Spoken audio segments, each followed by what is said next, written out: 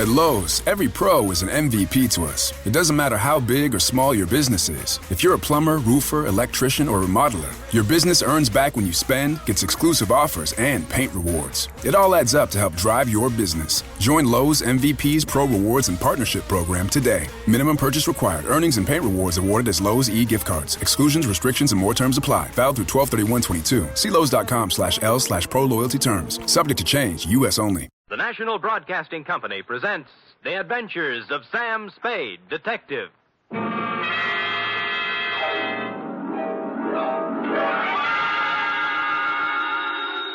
Sam Spade Detective Agency. Me, sweetheart. Was it awful, Sam? Excruciating, F. I suffered, girl. How I suffered. But there's no other way, Sam. When fate turns against a man. True, dear one, true. But from somewhere I must find strength. You must. To pick up the shattered fragments of my life. To raise my eyes once again to the horizon and piece by piece put them together again. Sam!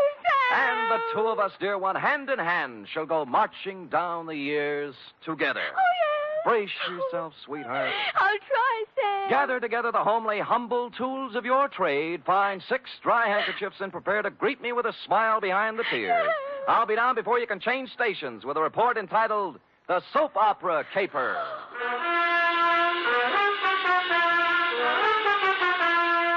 For NBC, William Spier, radio's outstanding producer-director of mystery and crime drama, brings you the greatest private detective of them all in The Adventures of Sam Spade. Sam? Who called, young widder Perrine? Lane F. Is it all over, Sam? Is a soap opera ever over, dear one? Oh, but it's out on the phone like you... I know, but it's not the end. It's never the end. Pull up a chair now. Take a firm grip on pad, pencil, and your emotions. Got 'em? I'm at the ready, Sam. Good show. To Agatha Pilbeam, from Samuel Spade, license number 137596. Subject, the soap opera caper.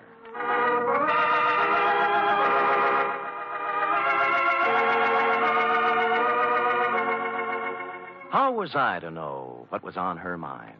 This strange woman, this mysterious Agatha Pilbeam, this voice on the telephone, directing me to the big, sprawling house in Hillsborough. Is that clear, Mr. Spade? How urgent is it, Miss Pilbeam? Very, very urgent, Mr. Spade. I don't know which way to turn. So I went to the big, sprawling house in Hillsborough, pulled up behind an ancient Model A parked at the curb, and was walking past it toward the gate when... Spade. Huh? Oh, Croc Morton, isn't it? Good old Sammy, you remember. Yeah. When'd you get out? Last month. But I'm a good boy now. Here, take one of my cards. There, if you know anyone who needs a first-class private eye, Croc's available. What are you doing here, Sam? A lady wants to see me. The soap opera queen? Is that what she is? Sure, 6 or 8 of them she writes. Oh? Behind the Clouds, The Heart of Julia Jukes. That must be Life, I forget the rest. Yeah. Beats gumshoeing, Sammy. Yeah, well, right if you get work, Croc. I'm on a job right now. I mean, you got your license already? Oh, me? Well, you can always run off a photostat of someone else's. Oh, Sam, that's mean. Croc was a crook, but a nice crook. He never killed anybody. He was just an uncurable camera fiend, specializing in taking pictures of people doing what they hadn't ought to be doing. Stuff like that. Or if you wanted a photostat of somebody else's document, Croc was your man. Well, I walked up the drive to the door, threw it past a white shirt front that turned out to have a butler in it, and toward what seemed to be your study. But it wasn't. It was your bedroom, and you were reclining on 6 pillows with a cigarette in a long holder in one hand and the mouthpiece of a dictating machine in the other. But, John... Hush, Melinda. There is no way to go now but ahead. John, you're so strong. I need you. I need your courage. We must face this thing together, Melinda. The organ What was a Veronica phonograph says is true. playing in her ear. There is indeed I another waited for an woman opening, whose but there life- just wasn't any, Don't so I had to say it, interrupt. John, don't even... Miss Don't Pilbeam. you see, Melinda? We can't run away from life. Miss... We must approach this Miss thing Pilbeam? calmly, Melinda. Don't... beg pardon? Just a minute. Oh. My mood music. I see. I'm Sam Spade, Miss Pilbeam. Come sit beside me, Mr. Spade. Well... It's time we talked things over. Well, thanks. Oh, maybe you'd better start at the When a beginning. woman reaches 40, Mr. Spade, she comes to lean upon her man. Oh? To look upon him not just as someone to cherish, but as a source, a spring, a fountain of strength. Mm-hmm. Are you still dictating? I'm talking about me, Mr. Spade. Oh. Whom can I turn to? Whom? I grope, I flounder in the darkness. I cry out, I listen in vain for an answer. But there is none. Well, you always have a better chance of getting an answer when you ask a question. What do you mean? What are we talking about? What indeed? Well, I haven't caught the show lately. You'll have to bring me up to date. Why don't you run through the announcer's part, will you? You know, right after the organ when he says, when we left Julia Jukes yesterday... I'm sorry. I thought I told you on the telephone. No. For many days now, I've seen somewhat of a strange new look on my husband's face. Husband? Dr. Martin Hawkes. Oh, you're married. I thought it was Miss Agatha Pilbeam. Oh, 2 years ago today, I met young Dr. Hawkes and married him. Good. Life became beautiful, a gay, laughing thing, a road to happiness. And then... Then? A cloud passed over the sun. Martin became moody, silent. I tried to penetrate the shell, but he only drew farther into it. A strange, terrifying crevasse seemed to have opened up between us. Well... What is it, Martin? I asked him repeatedly. But he'd only stare silently out the window and finally walked silently from the room. Well, how long did this go on? How long a series did you get out of it? For weeks, until a few days ago when the final blow fell. It was evening, and Agatha and Martin were at dinner. Let's look in on them as... Oh, sorry. We were at dinner when the doorbell rang, and I answered it. It was a telegram from Martin. From Mexico. I gave it to him and watched the blood drain from his handsome features as he read it. His hand trembled, his jaw clenched. But you forced yourself to speak. Yes. What is it, Martin, I asked. Tell me, please, for the sake of our love. And he... Looked down at me as if I were a stranger. Well. And then he crumpled the telegram, threw it savagely into the fireplace, and strode silently from the room. Here, I rescued it from the flames. Read it. Thank you. Regret must confirm your worst fears, Cardoza. What is the terrible secret of Martin Hawkes?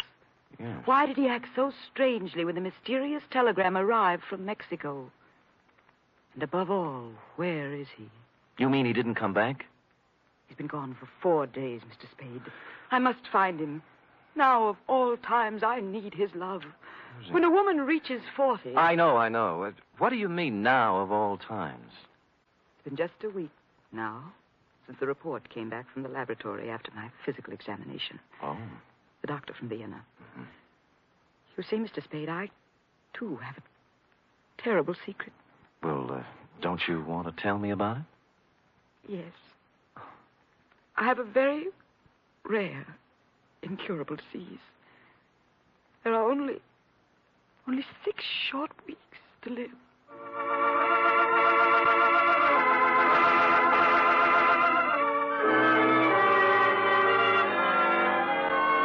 Well, less than an hour after his distressing interview with Agatha, our boy Sammy walked into the beautifully appointed office of young Dr. Hawkes at 450 Sutter to find his nurse, pretty young Nora Sheldrake, a new character, working at her desk in the reception room. In response to a question from Sammy, we hear Nora saying... I have no idea where Martin has gone, Mr. Spade, but I can tell you why. Tell me, Nora. Please feel free to tell me everything. It's that woman, Mr. Spade. Agatha? Yes, Agatha. Mm-hmm. She never understood Martin. She doesn't understand Martin. She never has tried to understand Martin. Do you hear me? She never has tried. I take it you don't care for Agatha Pilbeam. I hate her. Nora? I do. I hate her. She thinks her money can buy everything, even Martin. Well, it won't. She knows that now. Well, calm yourself, Nora. Try and think back now to the last time you saw Martin Hawkes. It was Monday. 4 days ago? Yes. The call came from some legal firm named Bennett and Hatch. Now, let me write that down. I switched the call into Martin. I was worried for him. I was concerned. I have to admit now I did a terrible thing. You listened in. I did. They told him his sister was in town, that she was working at some nightclub, and wanted to see him. What nightclub was this? Let me see. It was the the Tortuga. Mm-hmm. What else? That's all. They hung up then, and Martin came out.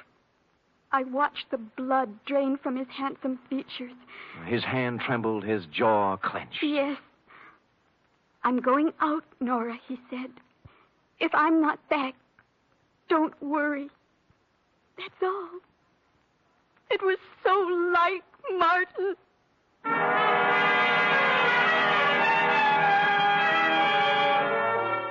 The Tortuga was only a few blocks away on Post Street, so I walked there. We were just tooling up for the dinner trade when I arrived, sailed around backstage like Billy Rose on an inspection tour, found the doorman and showed him the snapshot you'd given me of young Dr. Hawks. Or tried to. Look, young feller, I told you we don't have no dancer here named Hawks. I ain't got time for... Doorman, please, take a look at the picture. No, I ain't got to... Picture? What is it? Yeah. Yeah. Hmm? That fellow was here at that. Tuesday, Monday night it was. Well, who'd he come to see? Well, wasn't nobody named Hawks, mister. It was Beth Jardine. Well, bless you, Doorman, bless you. Bless you, too. Thank you.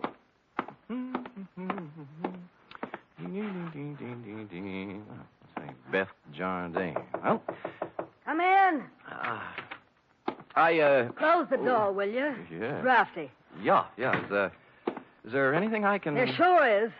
Zip me up, Jack. I'm Sam. I don't care if you're Boris Karloff. You got hands, haven't you? Well... Zip me up. Okay. You say when.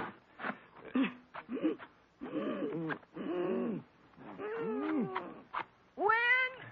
Can you breathe? Oh, no. You can't have everything. Ouch. Well... What's on your mind, Jack? Martin Hawks. Sorry. Never heard of him. Look, we're getting along beautifully up to now, honey. Let's not spoil it. You not only know Martin Hawks, you're his sister. What makes you think What's I that know? card stuck over there in the mirror? Bennett and Hatch, attorneys at law. Aha! The same Bennett and or Hatch who called Martin Monday afternoon and told him his sister wanted to see him here. Now, what's this all about? I can't tell you. He got a telegram from Mexico. Mexico? Yeah, it upset him. Something awful. What'd it say? Regret must confirm your worst fears. You're dead, huh? Yeah. Oh, that's great. Great. Pretty hilarious, huh? Jack, you just ain't got no idea. I got a piece of advice for you, Jack. Oh? Forget about Monty Hawks and live a long and useful life. Mm-hmm. I got a tip for you, too. You're in a tight spot. Watch that zipper, Jack.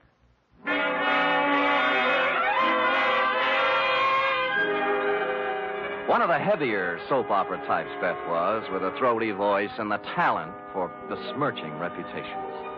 What was the mysterious influence she wielded over young Dr. Hawks? How much did she know about his strange disappearance? What about the cryptic telegram from Mexico City? And what about dinner? The last question I could answer. I stopped at Schroeder's for sauerbraten and potato pancakes, ran into Larry Mahoney of Homicide, who was off duty, and we stopped in at a handy alley and bowled until 11.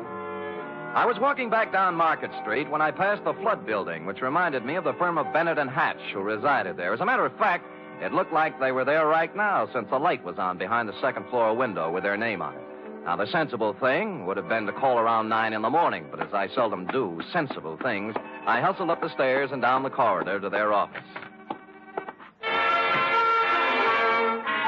Someone other than Bennett or Hatch had put in some time, obviously. The drawers of a dozen or more file cases had been pulled out and dumped on the floor. The desk drawers, likewise. And to mark it clearly as the work of a thoroughgoing professional, the safe door was off its hinges. All this took me back to the Model A parked in front of your house this afternoon, Agatha, and I was contemplating same when... Hello? Bennett. Yeah? Good, Christopher. I was scared you wouldn't be there. Tried to get you at home. Do it, baby, do it. Pull the string. We'll never make it with this guy. We're through. Pull the string here. Do it, baby, do it. Make it... Hello? Operator! Operator! Operator! I finally got someone at the Tortuga Club who knew where Beth Jardine lived, an apartment on Russian Hill. I didn't stop to ask which apartment, and when I got there, I found I didn't have to. All right, stand back, everybody! Stand back! Dugan! Hello, Sam. What happened? Dame just knocked herself off. Huh? Jumped from a room on the 8th floor. Stand back, you yahoos! There was no need to, but I looked at her anyway, just to make sure. It was Beth, all right. When she said she was through, she meant it. I was just turning to go when something big in a tan camel's hair brushed past me and bent over the body. Where is she? Where? Beth! Sister! Beth! Beth! Oh! I recognized him from the snapshot. Wild-haired, with a 4 days' growth of beard on his lean, handsome face. It was Martin Hawks, on the verge of collapse. Officer Dugan and I helped him through the crowd toward the ambulance that had just rolled up, sat him on the running board, and began to question him. What was that again? Your name. What's your name? My name. Of course, my name, I don't know. I don't know my name. It happens to everyone in soap operas, sooner or later.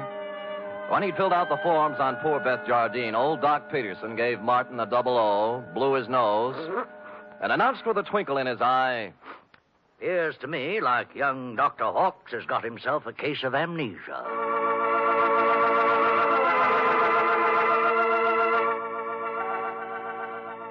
Will the mind of young Dr. Hawks come out of the fog? What does he know about the death of Beth? Was it murder? Or suicide? Or both? And what of the mysterious telegram from Mexico City? Will Agatha ever discover the terrible secret of young Dr. Hawks? And will stupid Sam ever discover anything? Before we continue, a word from our announcer.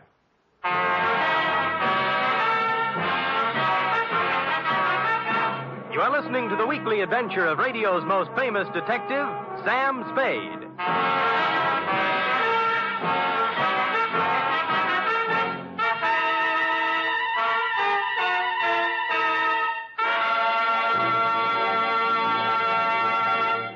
Three chimes mean good times on NBC. Saturday night is date night, but tomorrow poor Dennis Day has trouble with his girlfriend Gloria. However, Dennis manages to sing his way out of trouble in his charming, boyish fashion. And say, why not let Dennis help your Saturday evening along, too? And for more music and fun tomorrow, there's the Judy Canova Show, starring Judy in a melodic and carefree half hour of laughs. And Grand Ole Opry with singing MC Red Foley and his special guest, cowboy troubadour Ernie Tubb.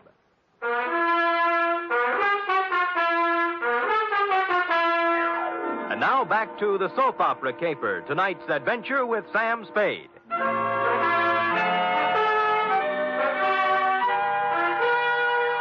It's a half hour later now, in the sterile whiteness of a hospital room, that the three of us, you, Agatha, I, and old Doc Peterson, gather around the pale, quiet form of young Dr. Hawks. Martin, speak to me. Martin, darling. Who are you? Agatha, dear. Your own Agatha. Come, Agatha. Better leave him be for now. Doc, I can't go on. When a woman reads... I know. You got to be strong, Agatha.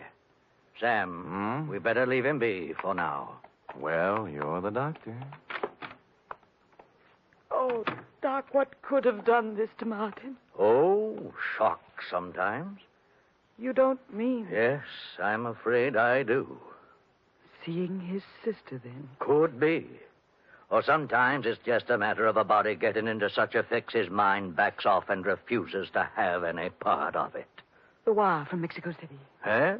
His terrible secret. The strange threat hanging over him and his sister. Driving one to suicide. And the other to do this. Well... No wonder poor Martin gave away before this. Sure. And there's still another explanation. How's that, Sam? That he figured amnesia was a nice, easy way not to have to account for what he's been up to for the last 4 days. Or where he was when the dame took off from the 8th story. Mr. Spade, you're not accusing Martin. There's something buzzing around in his little mind. The nurse tells me she got him into a pair of pajamas and tucked him in nice and cozy before we got here. Well? Yes, well... You may not have noticed, Agatha, because he'd pulled the covers up around his neck, but our boy had his clothes back on just now. What? Martin! Hey, he's gone. Indeed he was Martin. as we could plainly deduce from the open window and the curtains blowing gently out over the fire escape. Young Dr. Hawks, indeed, had packed up his amnesia, his terrible secret, and his toothbrush, and taken off into the night. So I left you sobbing gently on old Doc's shoulder and found me a phone in a drugstore a safe distance away. On the 48th ring, Bennett of Bennett and Hatch attorneys answered. He was sleepy. I used all my soft answers, and he used all his hard ones, and finally we got to the point. All right, Spade, all right. The Jardine dame left a sealed envelope with us. What was in it? How do I know? It was sealed, marked personal and confidential, to be delivered to the city attorney in the event of my death. Signed, Beth Jardine Hawks. Signed how? Beth Jardine Hawks. Not Beth Hawks Jardine. No. Is it important? Just a tiresome detail, Bennett. So she brought you the envelope, paid you a fee, and you stuck it in the vault for her. Then what? Well, she had us call her brother and tell him to meet her at the Tortuga. Period. That ended our part of it. We didn't even get our feet wet. On the contrary, Bennett, you're up to your ears. In what? Blackmail. Bye. Which explained many things. To wit, A, the wire from Mexico City from the lawyer named Cardoza. B, the murder of Beth Jardine. And C, the reason for young Dr. Hawks' mysterious flight from the hospital, his mind still fogged with amnesia. It did not, however, explain why stupid Sam had kept Croc Morton's business card in his vest pocket for 21 pages without doing something about it. The address was near 3rd and Howard, not one of the better business sections, even for a private detective. I walked down 3rd Street, past the sherry and muscatel joints, looking at numbers, and then discovered it wasn't necessary. The old Model A was pulled up in front of what might have been a respectable office building before the earthquake, but now couldn't decide whether to be a warehouse or a tenement. Thus far, a harmonious picture. But behind the Model A was something twice as long and 3 times as shiny, with a motor running. Out of place by about $4,000. Out kind of late, aren't you, Nora? Sam! Nora. Sam! Nora. Don't reach for the horn. But he told me... Sure, and you believed it, like everything else he told you. Come on, get out. I will not get out. Oh, but you will, or I'll pull you out by your pretty blonde hair. Now, come on. You... Oh. There, that's it. You can't do this to me, Mr. Spade. Nothing can stop Martin and me. We have our right to happiness. Uh-huh. Just the two of you. Chins up, eyes on the horizon. Let the dead past bury its dead. How can you joke It's about... no joke, believe me. You got taxi fare? Why? Because you're going to get in my cab, go home, put your hair up in curlers, and go to bed. After saying to yourself 1,000 times, what a lucky little girl you are that Martin Hawks didn't shove you out a window, too. Now, scoot. Scoot! It was a kind of a dark stairway that made me yearn for the comfortable feel of a shoulder holster under my left arm. At the top was a 3.5-watt bulb, and at the other end of the hallway, a crack of light under Croc's office door. Between the two was a cat, more's the pity. So abandoning my stealthy approach, I walked up to the door, turned the knob, stuck my hand in my side coat pocket like Edward G. Robinson, and kicked the door open. Croc was sitting at his desk behind a stack of bills. The closet door was just closing softly. Who was in the closet? And did he still have his toothbrush, his terrible secret, and his amnesia with him? Wow. Sammy. Yeah. You took me up on it right quick, huh? Uh-huh. Yeah, have a chair. I sat on a chair in the corner out of line of the closet door behind the desk. Oh, Sammy. Yeah, you got a job for me, huh? Yeah. You don't look like you need a job, Croc. Huh? Oh, this? Yeah. Oh, this is nothing. Good day at the track, that's all. What's on your mind? Remember the Blennerhassett job? Huh? The one with the letters before you went up? What are you talking about, sir? The shakedown, Croc. The dame who wanted you to get the letters back. Remember? You know, so you got them for her, delivered and collected after you had the photostats made. Sam, you're crazy. I never done no such thing. You can level with me, Croc. You collected on the photostats for 8 years. Oh, wait, Sam. Well, forget it. Anyway, I got another one. Dr. Martin Hawks, married to the soap opera queen, you know. What about it, Sam? She's worth a couple of $1 million and has 6 weeks to live. As her husband, he's her only heir. Nice spot to be in. Yeah. Only he isn't her husband. Huh? Because the Mexican divorce from his first wife, the late Beth Jardine Hawks, wasn't legal, you know. What? She blew in a month ago and began shaking him down after leaving the marriage certificate and a batch of other papers with some lawyers for life insurance. Sam, I just ain't interested When in you hear whether... the payoff, Croc, it's just like the dame with letters. Oh, what do you mean? Hawks hired someone to crack the lawyer's office and get the papers out of the safe. Some smart guy, An unfrocked private eye who doesn't have a license. I found out where he had the photostats made, though. I can get copies. Spade, for crying out loud, shut up. The closet doorknob was turning slowly. I waved him out of the way and picked up the chair. It was all over 2 seconds after it started. A door flew open. He came out with his terrible secret, which turned out to be a gun. And I wrapped the chair right around his head. So I picked up the gun and Croc and young Dr. Hawks, and we all picked up a ride to headquarters. Only one scene remained to be played in today's exciting episode. I shall try to be brave, Mr. Spade. Sounds like such a cliche now. Good show, Agatha. Good show. Good show. Life must go on, you know. Even when a woman... You were born in 1911, I believe. Yes. As I say, life must go on, even when a woman reaches... Indeed it must. Indeed it must. We have our happy moments and our sad ones, our pleasures, our trials, our joys, and our heartbreaks. And sometimes, Mr. Spade... Yes? Sometimes at the bottom of our cup of bitterness, we find a pearl. We do? The laboratory test. A mistake, definitely. They got yours mixed up with someone else's, and you have no incurable disease and many years of happiness ahead of you. Yes, Mr. Spade. But happiness, I wonder, can a woman past 40, whose husband is a convicted murderer, find happiness alone? Good show.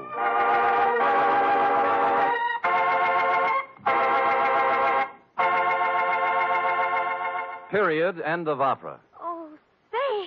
Uh-huh.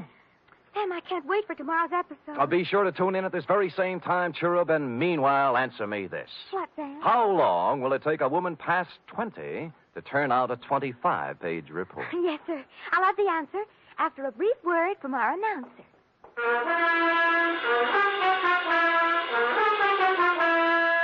Three chimes mean good times on NBC. Tomorrow, Arturo Toscanini will conduct the renowned NBC Symphony in the fourth of a Saturday concert series. For tomorrow's one-hour performance, celebrated Maestro Toscanini has chosen works by Debussy, Respighi, and Edward Elgar. You're invited tomorrow to the NBC Symphony and Toscanini.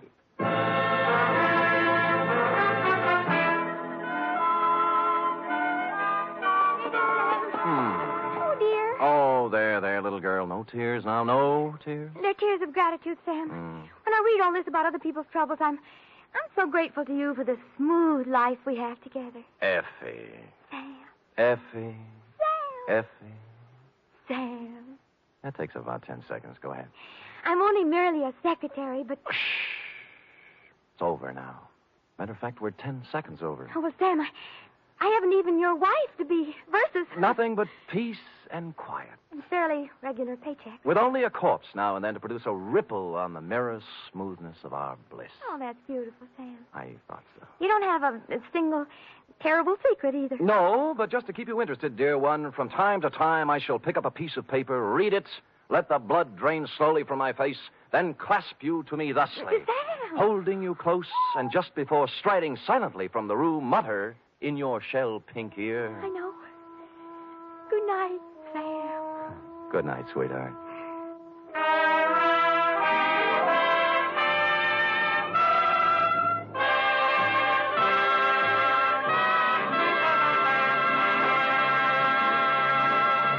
The Adventures of Sam Spade are produced, edited, and directed by William Spier. Sam Spade was played by Stephen Dunne. Lurene Tuttle as Effie. Script for tonight's adventure by Harold Swanton. Musical scoring by Lud Gluskin, conducted by Robert Armbruster.